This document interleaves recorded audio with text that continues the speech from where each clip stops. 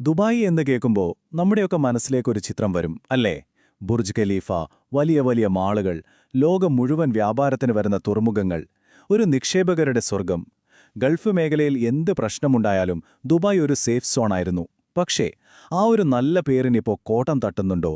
ആ തിളക്കമാർന്ന ചിത്രത്തിനിപ്പോ മങ്ങലേൽക്കുകയാണ്. ഇപ്പോൾ എല്ലാവരും ചോദിക്കുന്നൊരു ചോദ്യം ഇതാണ്: വർഷങ്ങളായി കഷ്ടപ്പെട്ടുണ്ടാക്കിയെടുത്ത ആ സേഫ് ഹെവൻ എന്ന വിശ്വാസ്യതയ്ക്ക് അതിന് ശരിക്കും എന്തുപറ്റി? ഒരു കാലത്ത് നിഷ്പക്ഷതയുടെ ഒരു പ്രതീകം പോലെയായിരുന്നില്ലേ ദുബായ്? ആ പേര് നഷ്ടപ്പെടുകയാണോ? നമുക്ക് കാര്യങ്ങൾ കുറച്ചുകൂടി അടുത്തുനിന്ന് നോക്കാം. ഏതൊരു പ്രതിസന്ധിയുടെയും ആദ്യത്തെ ലക്ഷണങ്ങൾ നമ്മൾ കാണുന്നത് അതിന്റെ സാമ്പത്തിക രംഗത്തായിരിക്കും, അല്ലേ? ദുബായിയുടെ കാര്യത്തിലും ഇത് ഒട്ടും വ്യത്യസ്തമല്ല. കാരണം അക്കങ്ങൾ കള്ളം പറയില്ലല്ലോ. ദുബായ് എന്ന ആ ഒരു അത്ഭുതം, അത് കെട്ടിപ്പൊക്കിയത് തന്നെ അതിന്റെ റിയൽ എസ്റ്റേറ്റ് മേഖലയുടെ ഒരു കരുത്തിലാണ്. ലോകത്തിലെ ഏറ്റവും വലിയ സ്വപ്നങ്ങൾക്കൊക്കെ ചിറകുവെച്ചത് അവിടെയാണ്. പക്ഷേ അതേ അടിത്തറ തന്നെയാണ് ഇന്ന് ഏറ്റവും വലിയൊരു ഇളക്കം നേരിടുന്നത്.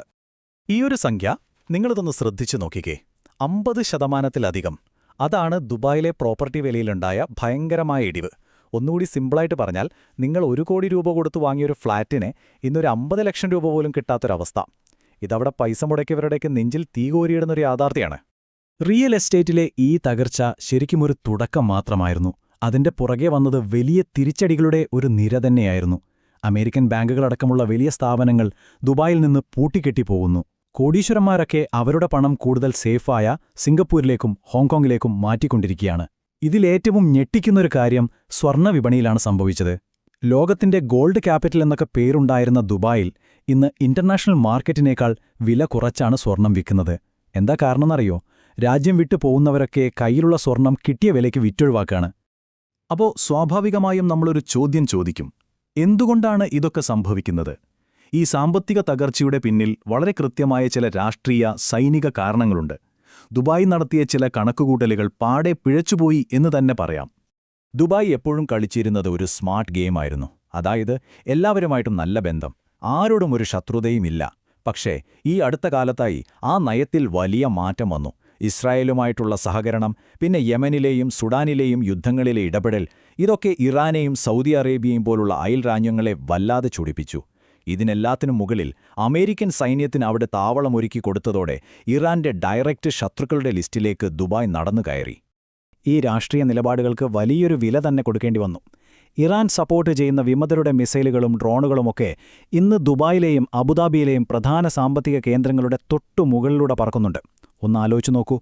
ലോകത്തിലെ ഏറ്റവും സുരക്ഷിതമായ സ്ഥലമെന്ന് വിശ്വസിച്ച് കോടിക്കണക്കിന് രൂപ നിക്ഷേപിച്ചൊരാളുടെ അവസ്ഥ എന്തായിരിക്കും? ഈയൊരു സുരക്ഷാ ഭീഷണി ശരിക്കും മുറിവേൽപ്പിച്ചത് ദുബായിയുടെ ഹൃദയത്തിലാണ്. കിഴക്കിനെയും പടിഞ്ഞാറിനെയും കണക്ട് ചെയ്യുന്ന ഏറ്റവും പ്രധാനപ്പെട്ട ഒരു കണ്ണിയായിരുന്നില്ലേ ദുബായ് എയർപോർട്ടും ജബലലി തുറമുഖവുമൊക്കെ? ആ ഒരു ജീവനാഡിക്ക് മുകളിൽ തന്നെ ഒരു ഭീഷണി വന്നതോടെ ദുബായിയുടെ ഗ്ലോബൽ ട്രാൻസിറ്റ് ഹബ്ബ് എന്ന വലിയ സ്ഥാനമാണ് ഇപ്പോൾ ചോദ്യം ചെയ്യപ്പെടുന്നത്. അപ്പോൾ ഈ വലിയ കളികൾക്കിടയിൽ ഈ പ്രതിസന്ധിയുടെ യഥാർത്ഥ ഭാരം താങ്ങുന്ന ഒരു കൂട്ടരുണ്ട്. ദുബായ് എന്ന ആ സ്വപ്ന നഗരം, തങ്ങളുടെ വിയർപ്പുകൊണ്ട് പടുത്തുയർത്തിയ ലക്ഷക്കണക്കിന് വരുന്ന പ്രവാസികൾ. അവരുടെ ഭാവിയാണിപ്പോൾ ഏറ്റവും വലിയൊരു ചോദ്യചിഹ്നമായിട്ട് നിൽക്കുന്നത്. ഈ പ്രതിസന്ധിക്ക് വളരെ ക്രൂരമായൊരു മുഖമുണ്ട്. ഇതെല്ലാവരെയും ഒരുപോലെയല്ല ബാധിക്കുന്നത്. കോടീശ്വരന്മാർക്കും വലിയ നിക്ഷേപകർക്കുമൊക്കെ അവരുടെ പണവുമെടുത്ത് ഒരു ഫ്ലൈറ്റ് പിടിച്ച് അടുത്ത സേഫായൊരിടത്തേക്ക് പോകാം, സിമ്പിൾ. പക്ഷേ സാധാരണക്കാരായ പ്രവാസികളുടെ കാര്യമോ? അവർക്ക് പോകാൻ വേറൊരിടമില്ല.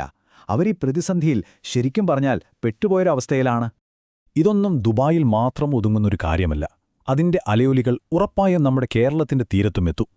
ഗൾഫിൽ നിന്ന് നമ്മുടെയൊക്കെ വീടുകളിലേക്ക് ഒഴുകിയെത്തുന്ന പണത്തിന് കുറവ് വരാം.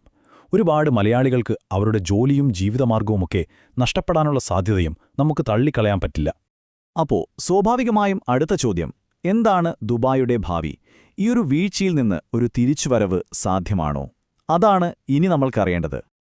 ഈ പ്രതിസന്ധിയുടെ ഒരു കാതലെന്ന് പറയുന്നത് ഈ ഒരു വാചകത്തിലുണ്ട്. പൈസയുണ്ടെങ്കിൽ പുതിയ കെട്ടിടങ്ങൾ പണിയാൻ പറ്റും, നല്ല റോഡുകൾ നിർമ്മിക്കാം. പക്ഷേ ഒരിക്കൽ നഷ്ടപ്പെട്ടുപോയ ആ വിശ്വാസം, ആ ഒരു സുരക്ഷിതത്വബോധം, അത് തിരിച്ചു പിടിക്കുക എന്ന് പറയുന്നത് അതിനേക്കാളൊക്കെ എത്രയോ മടങ്ങ് പ്രയാസമുള്ള കാര്യമാണ്. ഗൾഫ് മേഖലയിലെ രാഷ്ട്രീയ സാഹചര്യമൊക്കെ ചിലപ്പോൾ മാറിയേക്കാം. എന്നാൽ ദുബായ് നേരിടുന്ന ചോദ്യം അതിലും വലുതാണ്. കാരണം കോൺക്രീറ്റ് കെട്ടിടങ്ങളെക്കാൾ കരുത്തുണ്ടായിരുന്നത് സുരക്ഷിതമായ ദുബായ് എന്ന ആ ഒരു ഐഡിയയ്ക്കായിരുന്നു. ആ ആശയം തന്നെ തകർന്നാൽ പിന്നെ ദുബായ്ക്ക് എന്താണ് ലോകത്തോട് പറയാൻ ബാക്കിയുണ്ടാവുക? ആ പഴയ പ്രതാപത്തിലേക്ക് ഒരു മടങ്ങിപ്പോക്ക് ഇനി സാധ്യമാണോ? അതോ പുതിയൊരു യാഥാർത്ഥ്യവുമായി ദുബായിക്ക് പൊരുത്തപ്പെട്ട് ജീവിക്കേണ്ടി വരുമോ?